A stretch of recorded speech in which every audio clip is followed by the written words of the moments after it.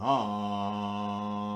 ム妙法蓮華経。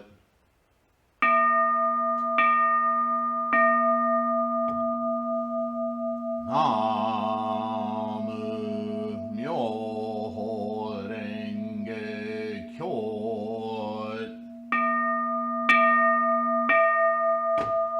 ナム妙法蓮華経。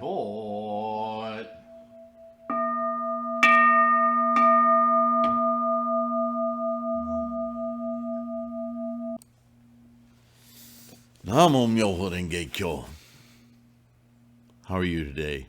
I hope you're well, safe. I jumped to another part of this same book because we've been in this new scholarship from the Nichiren Shu overseas propagation people. Though there's a tremendous amount of freaking Western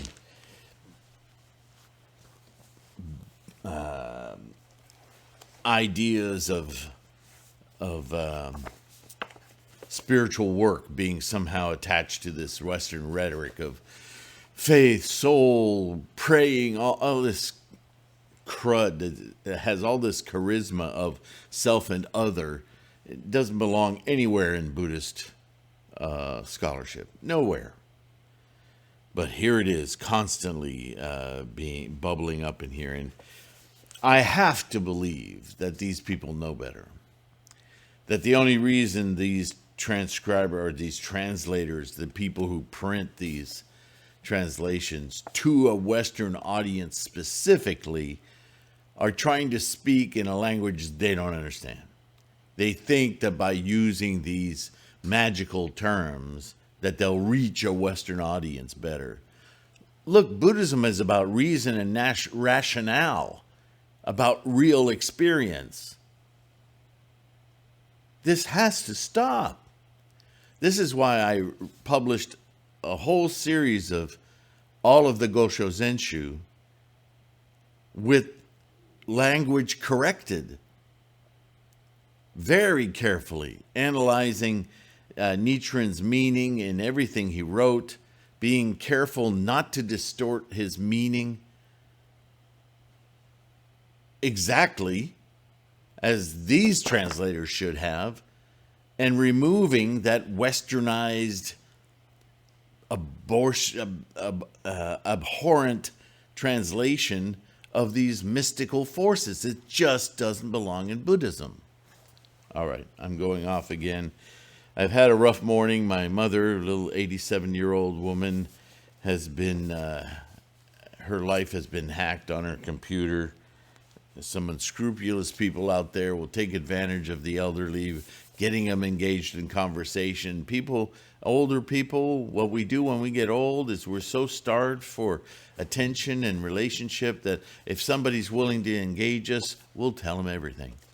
And now they've taken all of her money, her retirement investments, her money out of her bank. She can't pay her bills.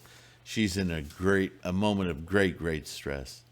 And I spoke to her this morning, and I have to confess, it elevated my level of stress, right? And so it's a great reminder of our Buddhist practice, why we practice Buddhism. Not only to handle that stress and that anxieties of all sorts of things in life, but to actively, proactively engage our Buddha mind so that in our daily lives, we don't go down those paths that lead us to great stressful situations by our own ignorance. I don't even like the language of they take advantage of the elderly. Well, the elderly need to be wiser. I mean, whatever happened to our idea of the elderly being the wisest among us? And now we see them as poor, frail victims. I'm not saying that without compassion. please don't be angry with me. I'm just pointing at a general age of degeneration that we live in. It's a visceral example, certainly for me, that my mother is that she told me some of the questions this guy was asking her, and I thought, hello, what did you need to get a clue that this guy was totally invading every aspect of your life? He asked her about investments and does she have any other modes of income or money coming in? What business was this total stranger? What ruse did he play on her to justify these questions and for her to volunteer answers? It breaks the brain. And yet, right, this is the world we live in. Greed, anger, stupidity. We can be really stupid at times. So we chant so that we can catch ourselves being stupid and go, You see this, you know what's happening here, stop it. That's our Buddha-ness, catching us, protecting us from even going down that road, so that our lives can gradually become more liberated from those tendencies and conditions. That's why we practice. Awaken my Buddha mind so that I can be much more aware. So aware that I'm not to the point where those situations don't even arise. Namo Myo Renge-kyo. Yeah, let's live that life, okay? So I'm running into another translation. There's a supposition made here that I'm not sure I agree with, and it's always in the introduction, right? Because the introduction is written not necessarily by the translators, although I have issues with them.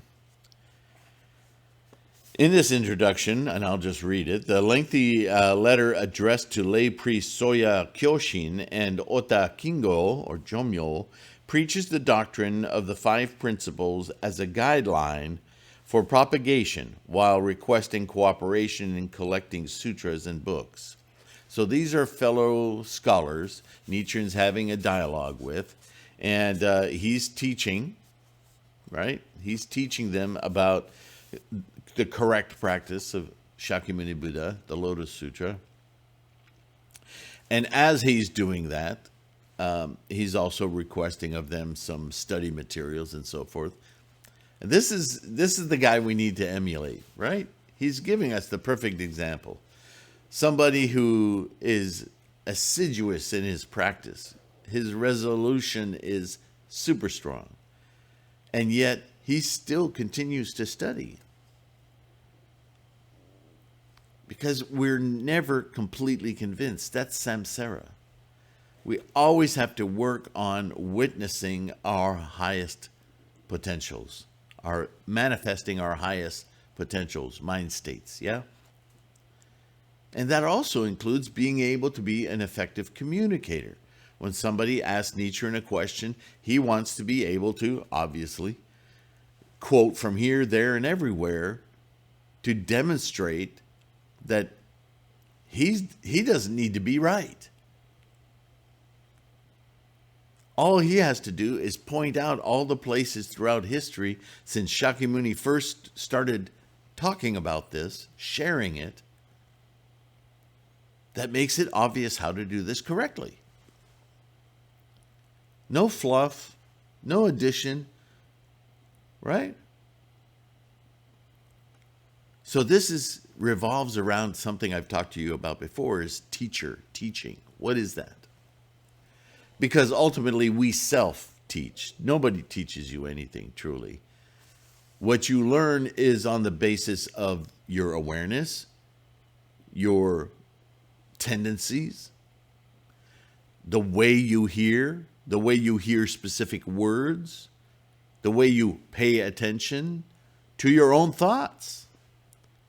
It's a very complicated assimilation of information that our minds go through. Otherwise, we just snap our fingers and be Buddha. But we have to work at it. And working at it means invoking it, Namu Myoho Renge Kyo, studying about it, Namu Myoho Renge Kyo. The more I learn about what I'm instantiating and what it represents in my experience of life, the more conviction I have and the stronger my daimoku and the more I awaken. That's the process, right? That's the practice. So Nichiren is doing it. All right. This writing is highly esteemed next to the 5 major works of Nichiren Shonin, declaring at the outset that the precious medicine, the true Dharma, is needed to treat serious patients in the latter age of degeneration, slanderers of the true Dharma, and offenders of the 5 rebellious errors. Rebellious being counter to Buddha-ness, Buddhahood, the training, the teaching, every aspect of it, right? The discounting of it, the complete ignorance of it, so on and so forth. Nichiren discusses the people in the latter age of degeneration to be rescued, liberated, saved. That's just not the right word. The teacher who saves them, or who liberates them, right, who creates the condition by which all of us can teach ourselves, enlighten ourselves, and the period when the true Dharma spreads and the country where it spreads. So this is from the expedient means and the teachings, and contemporaneously to Nichiren's own life, right? Which we can easily translate to our own lives in whichever country we're in, under whatever leadership, and the politics and the environment and the society and the education that we find ourselves wrapped in. Yeah? It should be noted, now this is the part that annoys me a little bit. It should be noted that the sequence of propagation, Joel, one of the 5 principles expounded in the doctrine during the pre-Sado period, has been conspicuously changed to teacher she in this writing. We may say that this change in terminology represents Nichiren's sense of mission realized through practicing the Lotus Sutra as preached. In other words, by Shakyamuni. So there it is. There's this little rub about teaching versus sequence of propagation or being a propagator. Let me ask a simple question to the person who wrote this introduction. If you're propagating something, are you not teaching it? If you're a teacher, are you not propagating? Can either of those terminologies really be seen as a major shift? We'll see as we read this translation how that might play out. But I think this is a false argument. This is an academic picking at things. I would say that whatever he's pointing at, or she is pointing at, I'm quite sure they're all male in here, is that before his last exile and after his last exile at Sado Island for 3 years or so, Nichiren was older, had developed and his teaching style, his depth of knowledge and experience, and certainly collected more followers, and the politics of the nation had changed over that 3 years. And he was preparing his 3rd remonstration, after which he would retire to Mount Minobu, somewhat protecting himself while still carrying out propagation. And certainly his students, his disciples, viewed him differently in that later time period of his life. And so for him to maybe make a small language differentiation between his traveling the country and remonstrating and preaching in person, propagating the teaching, while after his exile remaining in one place and sending out the propagation, maybe to him that was a distinction of teaching on the road versus teaching from a singular point or location. Okay, I might give you that. He may have shifted his language a little bit to be one step removed, if you will, but he's still talking about exactly the same thing. Anyway, let's get to what Nichiren wrote. A letter to lay priest Lord Soya. Lord. Preface, the 5 principles of propagation. In other words, how to teach. Yeah? So, on reflection, he begins, in order to cure a serious sickness or illness, we have to prepare an excellent medicine. Likewise, to save offenders of the 5 rebellious errors and slanderers of the true Dharma, there is no way but to administer to them the essential Dharma, the 5 characters or 7 characters of Namu Myoho Renge Kyo. Yeah? Because we don't want to just tell them Buddha, we want to tell them pay attention and inculcate into your life the resolve to invoke Buddha in you personally. That's Namu. As for the time after the passing of the Buddha, in short, like Nichiren is ever short, it is divided into the age of the true Dharma, 1,000-year period following the Buddha's death or extinction, age of the semblance Dharma, the 2nd millennium, and the latter or later age of degeneration, 10,000 years period following the 2nd millennium after the demise of the Buddha, the extinction of the Buddha. I don't know why they have so much trouble just using that word that Shakyamuni himself used, extinction. No remainder, no soul, no bag of Shakyamuni. Regarding the teaching of the Buddha, he calls it teaching there, there exists a difference between the Hinayana and Mahayana teachings, between the prejudiced and the perfect teachings, provisional and true teaching, the exoteric and esoteric teachings. Speaking of the country to which the teachings spread, differences exist between the centrally located Buddhist country and the peripheral countries. There it is, propagation teaching, right? Concerning the caliber of the people who hear the teachings, there are differences between those who commit and those who do not commit the 5 rebellious acts and the grave errors of slandering the true Dharma. As for the teacher, propagator of the teaching, anyway, between 2 vehicles, Sravaka and Pratyekabuddha, and bodhisattvas, between bodhisattvas from other worlds and those from the Saha world, and bodhisattvas guided by Buddhas in the theoretical section, such as Manjusri and Maitreya, and direct disciples of the original true Buddha, such as bodhisattvas appearing from under the ground. That's you and me. So are you getting used to this flowery talk here, with what he's actually saying?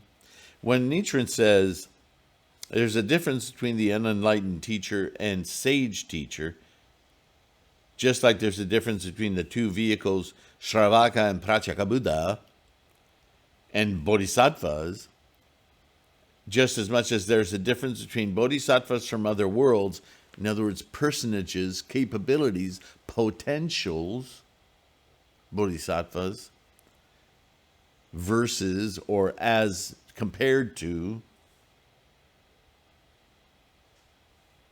those from this Saha world, you and me. We instantiate, we manifest this potential of bodhisattva in this samsaric life. There's a difference between being a human and instantiating bodhisattva than conceptually thinking about bodhisattva. See, Buddhism's about the mind, how the mind works, yeah? And bodhisattvas guided by Buddhas in the theoretical section, such as Manjushri and Maitreya, and direct disciples of the original true Buddha, such as Buddhas appearing from under the ground. Same comparison. In the expedient means, in the sutras, there are personages representing the mission of instantiating, manifesting Buddha, while we, you and I, born in the future, are actual manifestations of that effort, inculcated in our being, just like everything in the universe. Follow?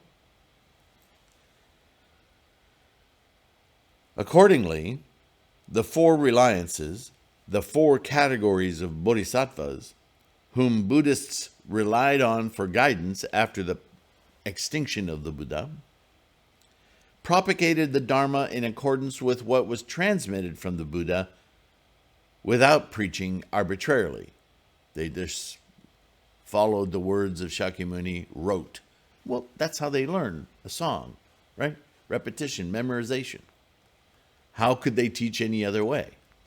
But what he's indicating is that they would refrain from adding their own testimony and their own colorful stories, their own folklore to a quite extensive body of teachings by Shakyamuni, right?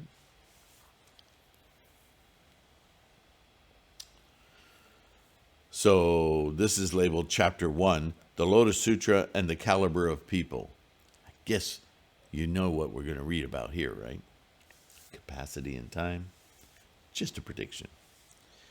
Do not preach the Lotus Sutra impulsively to those who are too ignorant to understand the great Dharma of the Lotus Sutra, and therefore never slander it.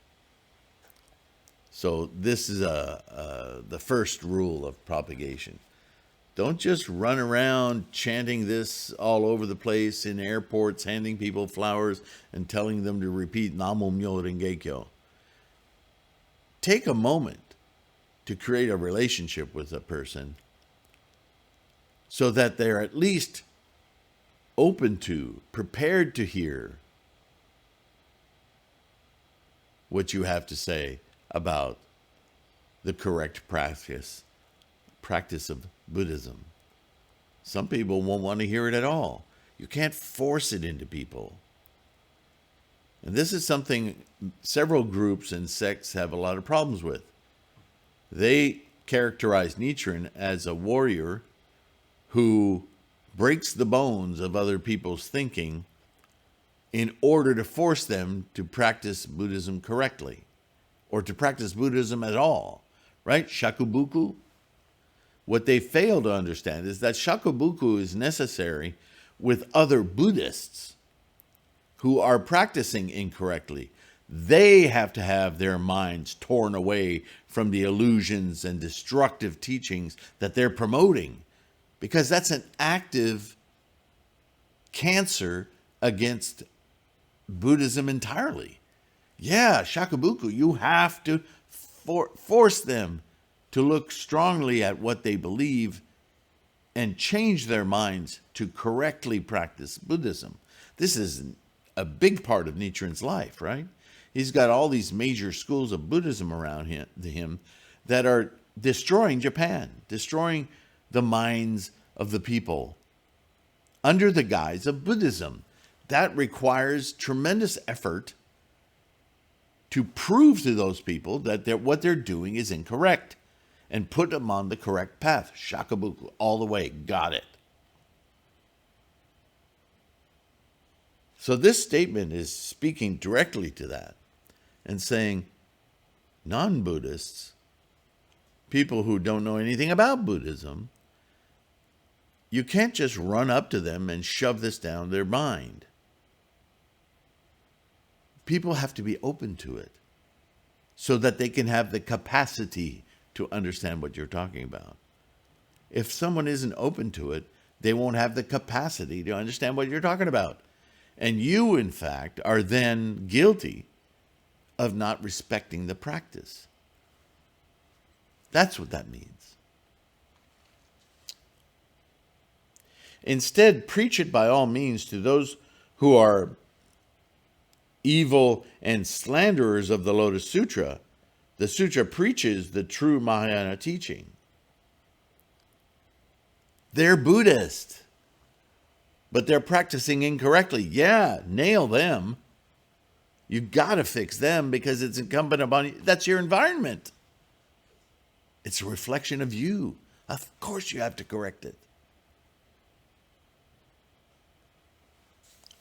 The Buddha preaches to Shariputra in the second facile of the Lotus Sutra, quote, "This sutra may not be expounded in the midst of the ignorant," chapter 3, a parable.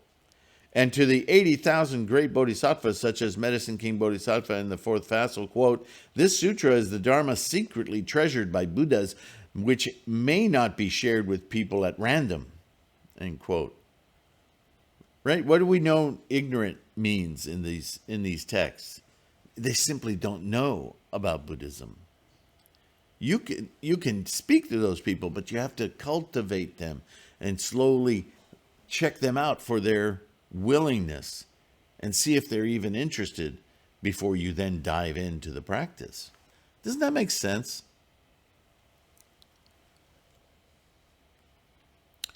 Chapter 10, the teacher of the Dharma. The meaning of these statements is that the Lotus Sutra should not be preached lightly to those who are ignorant of Buddhism. There it is. How more clearly could it be said? And have not yet slandered the true Dharma. Right? They haven't had the opportunity to get it wrong. They don't even know. It is stated in the seventh facile, Never Despising Bodhisattva, chapter, quote, "When he, never despising Bodhisattva, saw the four kinds of devotees in the distance, he went to them with a purpose to preach." Quote, "Some of the four kinds of devotees had impure minds. They got angry, spoke ill of him, saying, quote, 'Where did this ignorant monk come from?' And, quote, 'The people struck him with a piece of wood or tile or stone,' end quote. The difference between statements in the second and fourth faciles of the Lotus Sutra and those in the seventh facile is as great as that between heaven and earth or fire and water.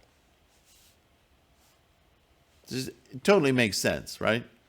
If people are practicing Buddhism, know what Buddhism is, and they're practicing correctly, then we practice with them. But certainly in the context of his lifetime, a lot of people in Japan were convinced about Pure Land or Zen or Amida Buddha, Amida Butsu, Nembutsu. They were actively practicing incorrectly. And then it's incumbent upon you as a Lotus Sutra Buddhist to correct them, to attempt to teach them the correct practice. But, if you walk up onto some pagan or Baptist or whatever, and they're completely convinced, falling on their rugs and praying to Islam and, the afterlife, you have to be careful about broaching that conversation because they just may not be mentally able to hear what you're suggesting. They'll just react. They'll see you as a great flame or something negative, something to be beheaded, as an enemy. They're not prepared to hear something so radically different. But you might befriend them. You might befriend them if they want to befriend you. If the opening is there, this is Shoju. This is practicing to people's capacity, elevating them slowly if the opportunity arises. You can't force it. But you must force it with other Buddhists, because they're doing it wrong, and that's very, very bad. You see? Question.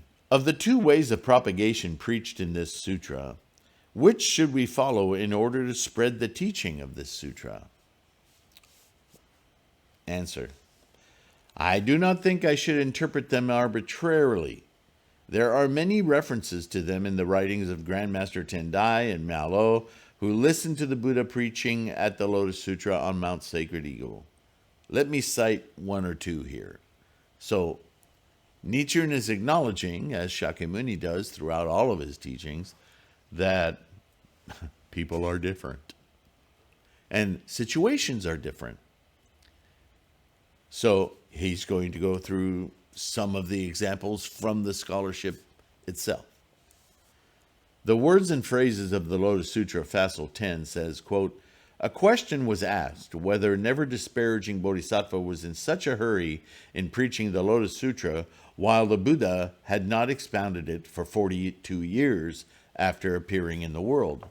Right? Even Shakyamuni himself took a great deal of pains to teach level by level by level for 42 years before he dropped the Lotus Sutra on everyone and then preached that for 8 years. Shakyamuni himself, Shoju. Although in many ways, because he was presenting such information so radically different from the other belief systems in his day, you could say that was Shakubuku. But it wasn't intended as Shakubuku outside of the Buddhist order. The Shakubuku was happening between Buddhists.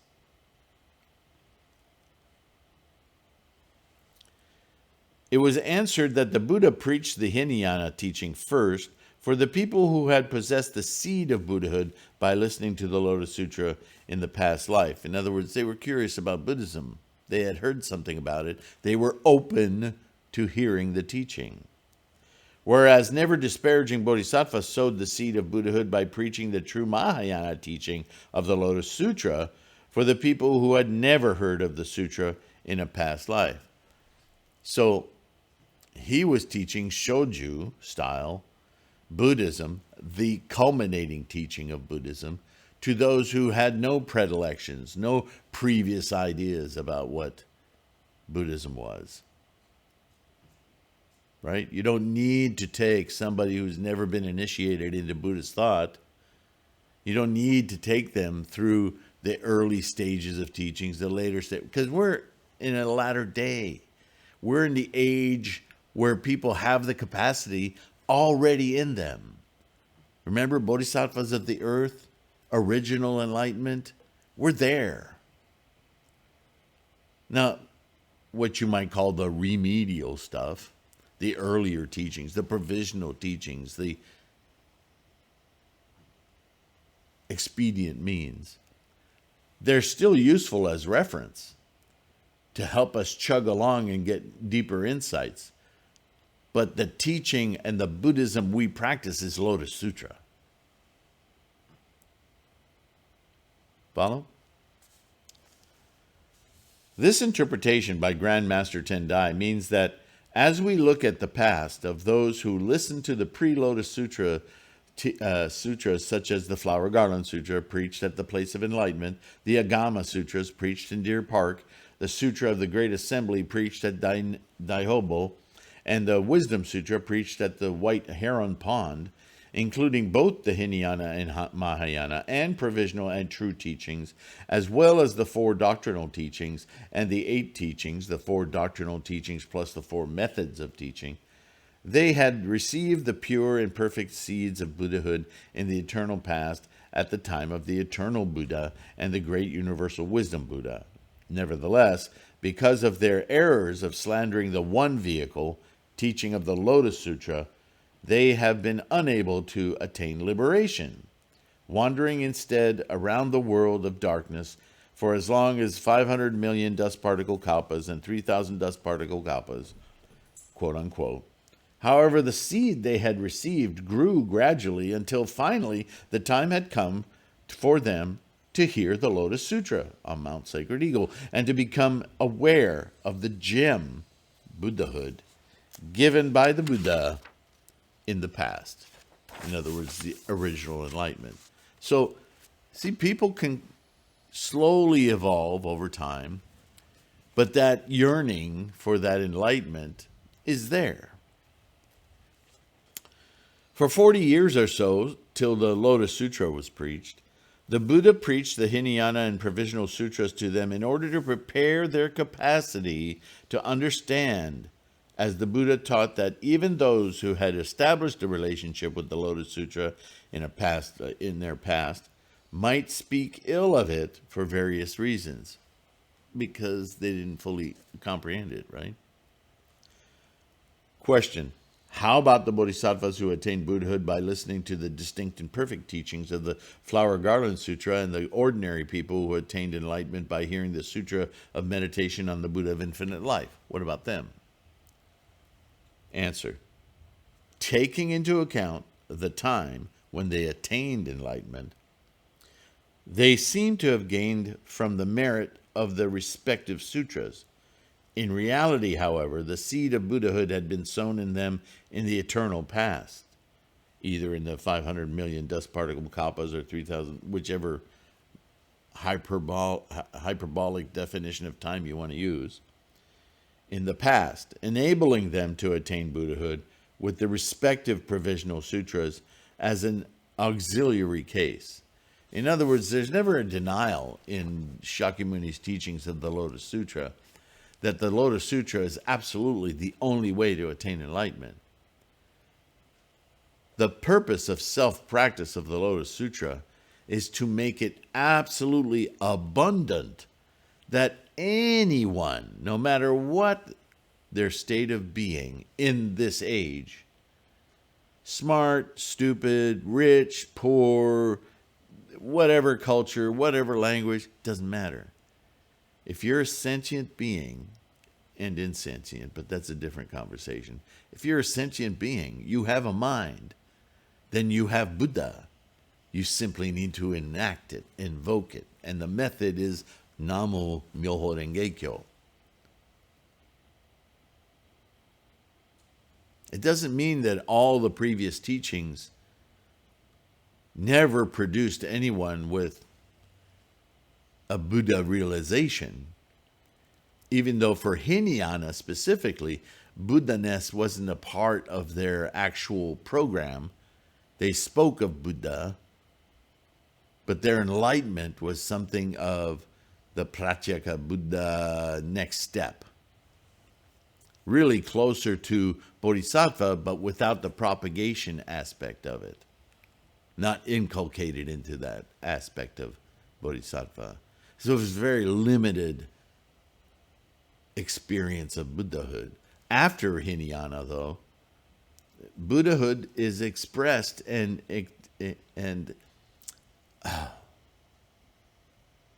defined, if you will, as a future arrival, a future goal. But some people had the capacity in those years, even in Hinayana, to attain some form of liberation, some form of enlightenment. But as it's stated in several sutras, it was incomplete. It was only an egotistical enlightenment, a self-enlightenment, without including the environment. And you can't do that. That foils the rules of Buddhism, because there really is no separation between self, quote unquote, and environment, quote unquote. We're all the same process, right? So the enlightenment of the earlier teachings, very seldom as it was, though it might have been experienced by those few, was incomplete. So that's what he's talking about here.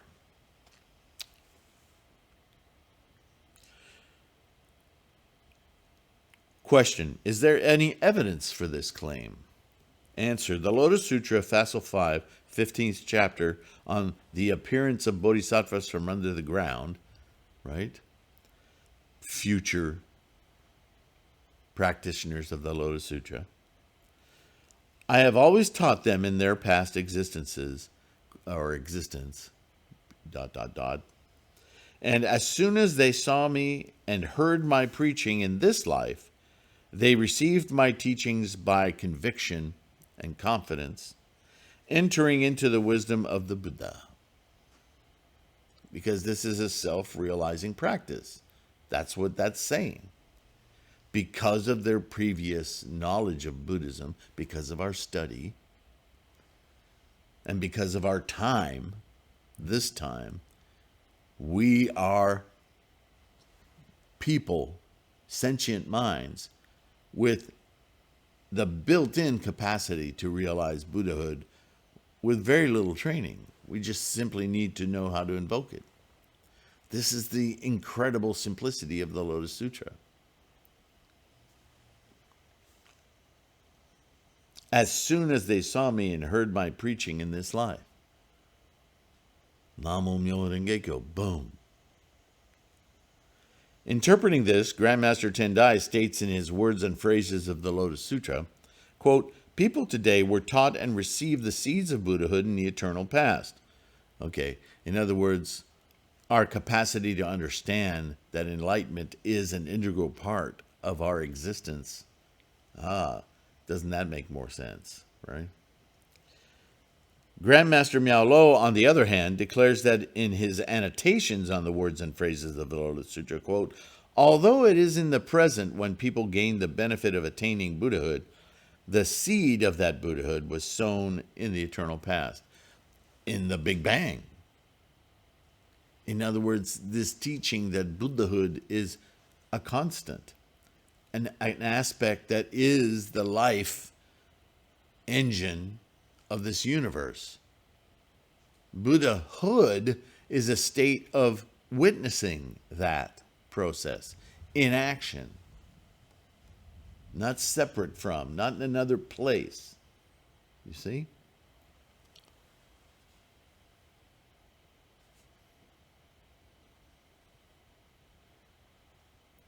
And in his commentary on the profound meaning of the Lotus Sutra, quote, thus I know that the preaching of Shakyamuni Buddha today is for those in whom the seed of Buddhahood was sown in the beginningless past.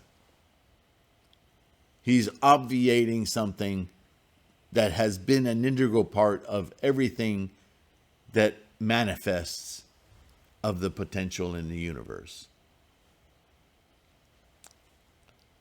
I do not have to explain what is said in the sutra and its annotations, which are very clear in meaning.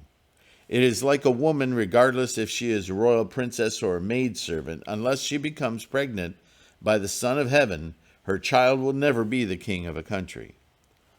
Okay, that's a very pragmatic, earthly example. It's kind of limited, but I get it. Question. How about those who attain Buddhahood by means of such scriptures as the Great Sun Buddha Sutra? Well, does this interlocutor don't understand what Nichiren just said? It doesn't matter what sutra they studied. What matters is their attitude, their intent, their conviction. Answer. There are a variety of opinions, all of which are too complicated to mention here. Nonetheless, it is important to mention that any sutra without preaching sowing, maturing, and harvesting of the seed of Buddhahood is the same as the Hinayana doctrine of turning the body into ashes and annihilating consciousness.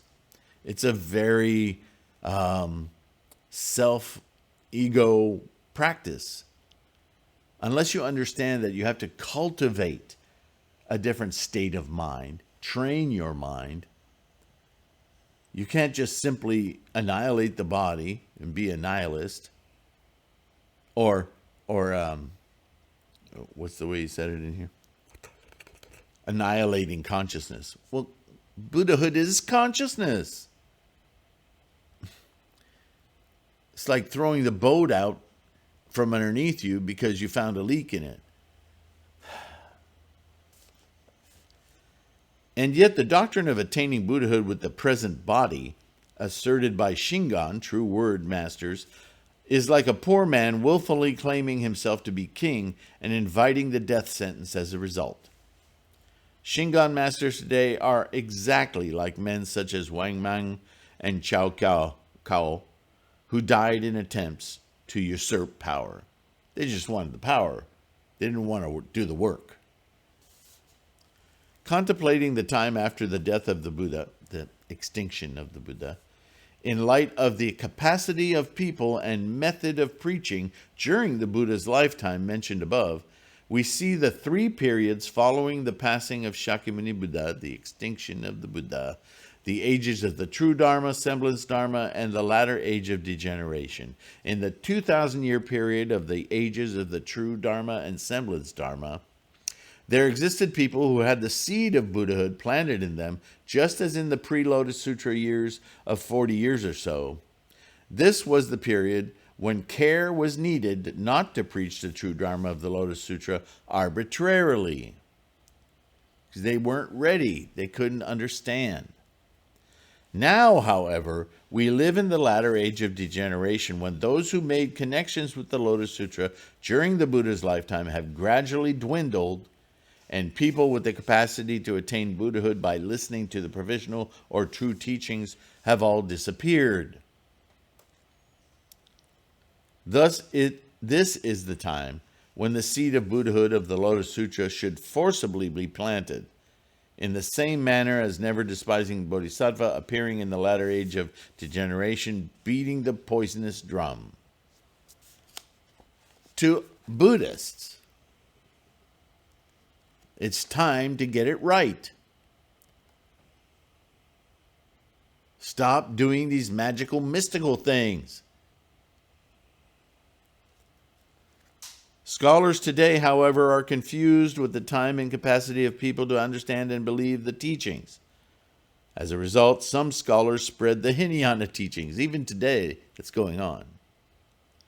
Others preach the provisional Mahayana doctrines, while still others expound the one vehicle doctrine of the Lotus Sutra.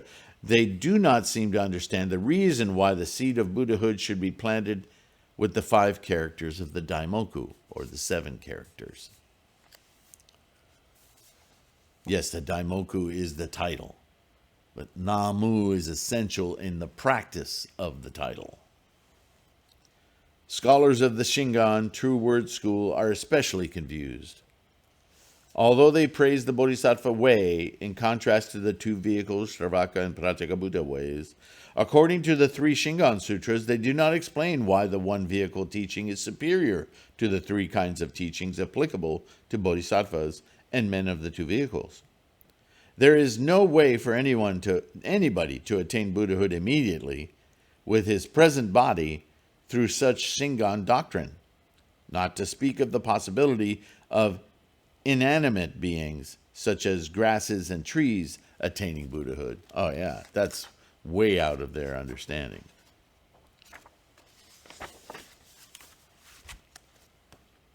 Truthfully, however, when such Shingon masters as Subhakarashima, Vajrabodhi, and Amoghajivara arrived in China from India, the great teaching of Tendai was prevalent, though they had never heard of it in India.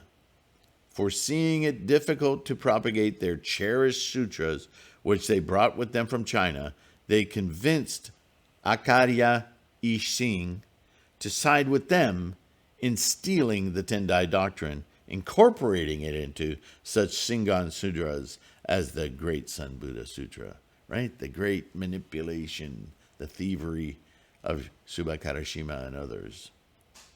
And lying that it exists originally in India. It never did.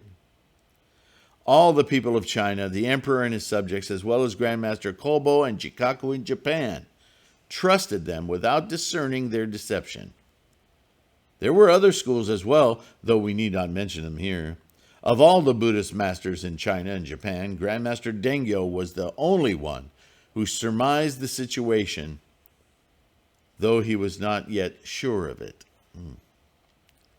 In the end, Tripitaka Master Subakarashima, upon his death, was censured by Yama, the king of hell, to repent on his past errors. Tripitaka Master Amogajvajra, on the other hand, returned to India to abandon the mantras, and then came to China again, where he established the precept deist of the Tendai Buddhism, enshrining the Lotus Sutra as the most venerable one, the Honzon. In between the matrix store mandala and dynagram mandala, these events prove that both Tripitaka masters repented of their mistakes.